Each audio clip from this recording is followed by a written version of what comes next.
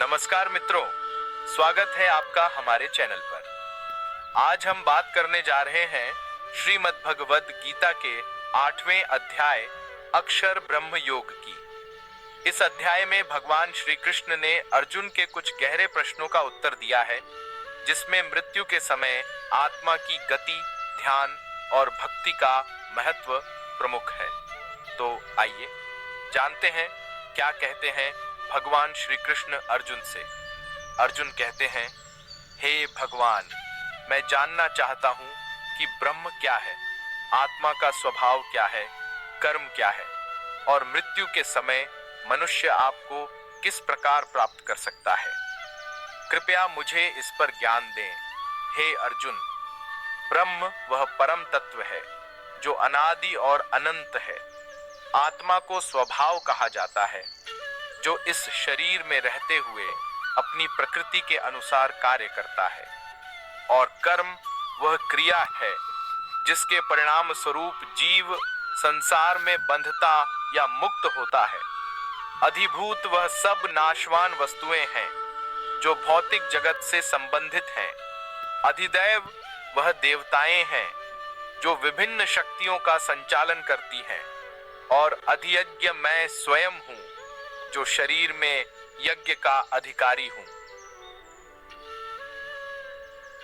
भगवान श्री कृष्ण यहाँ अर्जुन को समझा रहे हैं कि संसार में होने वाले हर कार्य और उसके परिणाम का एक निश्चित सिद्धांत होता है, लेकिन सबसे महत्वपूर्ण बात है मृत्यु के समय मनुष्य की सोच और ध्यान।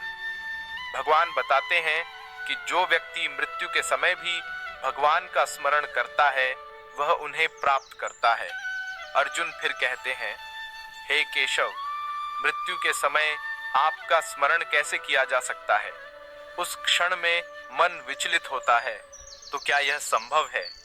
इस पर भगवान बताते हैं कि हे अर्जुन, जो व्यक्ति सदा मेरे ध्यान में रहता है और अपनी समस्त इंद्रियों को मेरे प्रति समर्पित करता है, वह मृत्यु के समय भी मुझे ही प्राप्त करता है। इसलिए तुम्हें सदा मेरे स्मरण में रहना चाहिए। जो व्यक्ति मृत्यु के समय ओम का उच्चारण करता है और मेरे स्वरूप को स्मरण करता है, वह निश्चित रूप से मुझे प्राप्त करता है। भगवान श्री कृष्ण अर्जुन को यह भी समझाते हैं कि मृत्यु के बाद आत्मा की दो प्रकार की गति होती है, शुक्ल मार्ग और कृष्ण मार्ग। हे अर्जुन, शुक्ल मार्ग वह मार्ग है जो प्रकाश की ओर ले जाता है। जो लोग इस मार्ग पर जाते हैं वे मुझे प्राप्त करते हैं और फिर संसार में वापस नहीं आते। कृष्ण मार्ग वह मार्ग है जो अंधकार की ओर जाता है। जो इस मार्ग पर चलते हैं वे पुनः जन्म मृत्यु के चक्र में लौट आते हैं।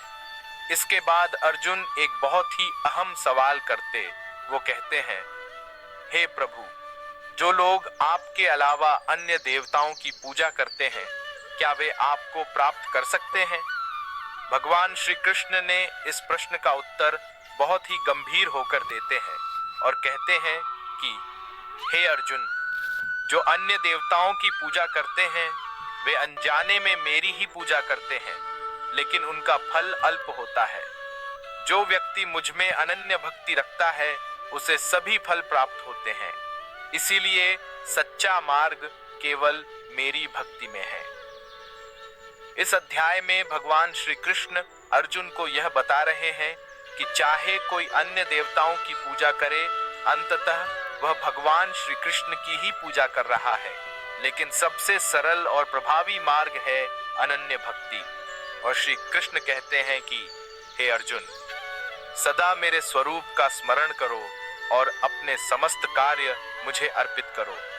इस प्रकार तुम मुझे प्राप्त करोगे। शरण में आता है और बिना किसी स्वार्थ के मेरी भक्ति करता है, वह सच्चे आनंद और मोक्ष को प्राप्त करता है। अध्याय 8 में भगवान श्री कृष्ण ने अर्जुन को मृत्यु के समय ध्यान की शक्ति, भक्ति का महत्व और कर्म का सिद्धांत बताया। इस संसार की हर वस्तु नश्वर है, लेकिन जो व्यक्ति भगवान की शरण में आता है वह अमरत्व को प्राप्त करता है। आइए हम भी इस ज्ञान को अपने जीवन में अपनाएं और सच्ची भक्ति से भगवान की शरण में रहें। अगर आपको हमारा यह वीडियो पसंद आया हो तो इसे लाइक और शेयर करें और हमारे चैनल को सब्सक्राइब करें। मिलते हैं अगले अध्याय में, तब तक के लिए धन्यवाद।